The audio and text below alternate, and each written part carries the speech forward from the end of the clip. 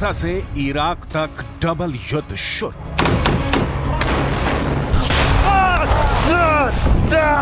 Gaza युद्ध धीरे धीरे मिडिल ईस्ट से लेकर पश्चिम एशिया तक फैल चुका है। अब जो खबरें आ रही हैं वो हैरान करने वाली हैं। पिछले 80 दिनों में इजरायल और हमास के बीच छिड़ी जंग में डबल युद्ध शुरू हो चुका है।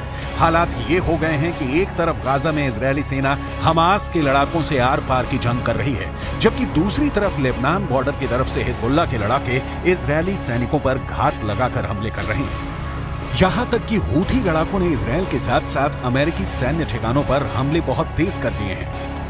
यहां तक कि ईरान के कताई हिजबुल्लाह लड़ाकों ने इराक और सीरिया में अमेरिकी सैन्य ठिकानों पर रॉकेट से हमले किए हैं, जिसकी वजह से अमेरिकी सेना के होश उड़ गए हैं। हम आपको डबल युद्ध में ट्रिपल अटैक की वो हकीकत दिखा रहे हैं जो आने वाले दिनों में इजरायल और अमेरिका के लिए नासूर बनने जा रही है।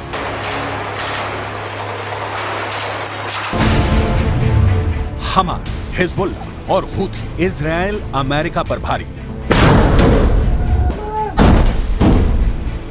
80 दिन बाद भी गाजा युद्ध में हमास की ताकत उतनी कमजोर नहीं पड़ी है जैसा इजरायल दावा कर रहा है।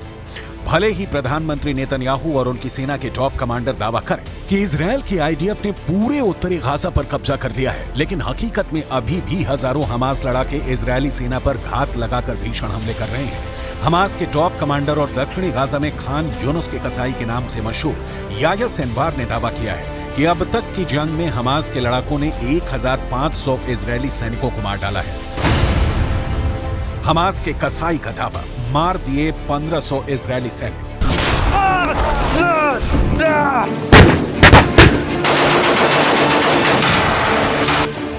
गाजा में भले ही इजरायली सेना ने बढ़त बना रखी हो, लेकिन इजरायल के पीएम नेतन्याहू को भी मानना पड़ा है कि गाजा युद्ध में इजरायली सैनिक काफी संख्या में मारे गए हैं, जो हालात को और बदतर बना रहा है। इजरायल खुद मान चुका है कि उसके 475 से ज्यादा सैनिक अब तक जंग में मारे जा चुके हैं।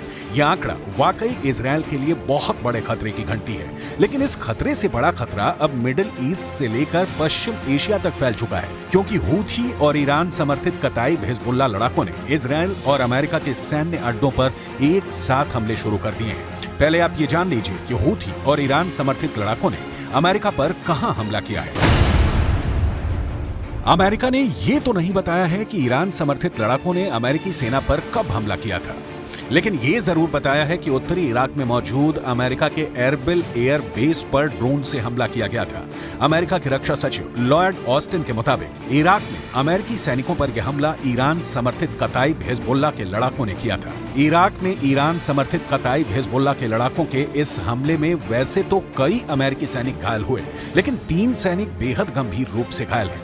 कताई हिजबुल्लाह ने अमेरिकी सैनिकों पर ड्रोन से हमले कैसे किए, इसकी जानकारी नहीं दी गई और ना ही घायल अमेरिकी सैनिकों के नाम बताए गए हैं। इराक में कताई हिजबुल्लाह के हमलों से अमेरिका बौखला गया था।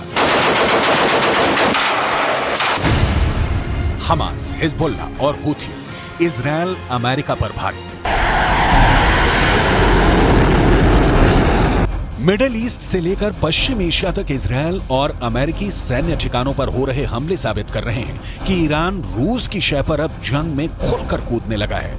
हूथी चुन चुन कर समंदर में इजरायल और अमेरिकी जहाजों और टैंकरों पर हमले कर रहा है। यही वजह है कि अब अमेरिका ने ईरान के कताई हिजबुल्लाह के लड़ाकों पर ऐसा भीषण हमला किया है, जिसकी वजह से पश्चिम एशिया में जंग तेज होने के दावे किए जाने लगे हैं। हम आपको बताते हैं कि अमेरिका ने ईरान के कताई हिजबुल्लाह लड़ाकों पर जोरदार एयर स्ट्राइक की है। जरा देखिए कैसे।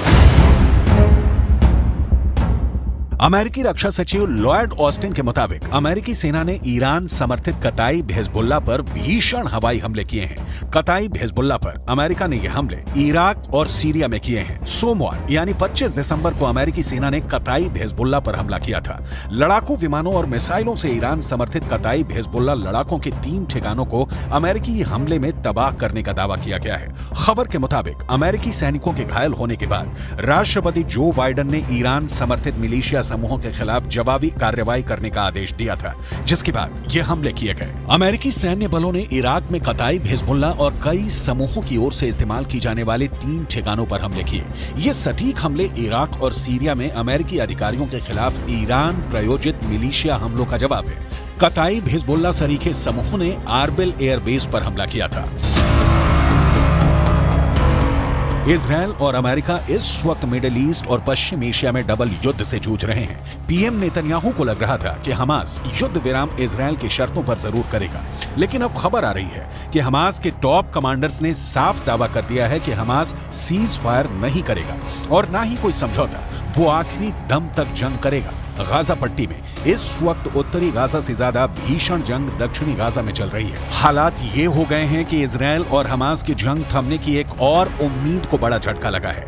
24 दिसंबर को इजरायली मीडिया रिपोर्ट्स में दावा किया गया कि हमास और इस्लामिक जिहाद आतंकी संगठन ने इजिप्ट या कहें कि मिस्र के उस प्रस्ताव को ठुकरा दिया है जिसमें कहा गया था कि अगर ये दोनों संगठन गाजा की हुकूमत किसी तीसरी ताकत को सौंप देते हैं तो इजरायल परमानेंट सीज फायर कर देगा। लेकिन हमास के टॉप कमांडर ने इस प्रस्ताव को पूरी तरह से खारिज कर दिया है। हम आपको हमास नेता याया सिनवार का वो दावा दिखाने जा रहे हैं जिसमें इजरायली सेना को भारी नुकसान का दावा किया गया है। हमास के कसाई का दावा, मार दिए 1500 इजरायली सैनिक।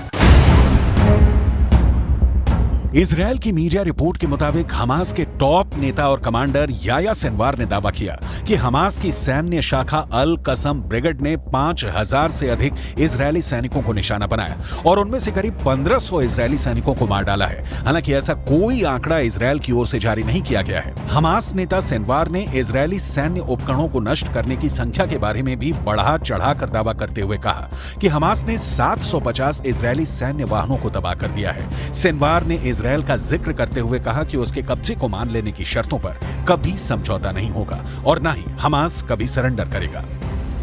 दूसरी तरफ इजरायल के प्रधानमंत्री बेंजामिन नेतन्याहू ने गाजा का दौरा किया है और साफ शब्दों में कहा है कि हम फिर साफ कर देना चाहते हैं कि इजरायली सेना इस जंग को तब तक बंद नहीं करेगी जब तक वो गाजा में मौजूद हर आतंकी संगठन का कब्जा खत्म नहीं कर देती। אמש שוחחתי שוב עם הנשיא ביידן. אני מעריך את עמדתה האיתנה של ארצות הברית במועצת הביטחון, עמדה שתומכת במאמץ המלחמתי שלנו. אמרתי אתמול לנשיא ביידן שאנחנו נילחם עד לניצחון המוחלט. ייקח כמה זמן שזה ייקח. हालांकि इजरायल के भीषण हमलों से गाजा लगभग तबाह हो चुका है। जरा देखिए फिलिस्तीनी किस हालत में पहुंच चुके हैं।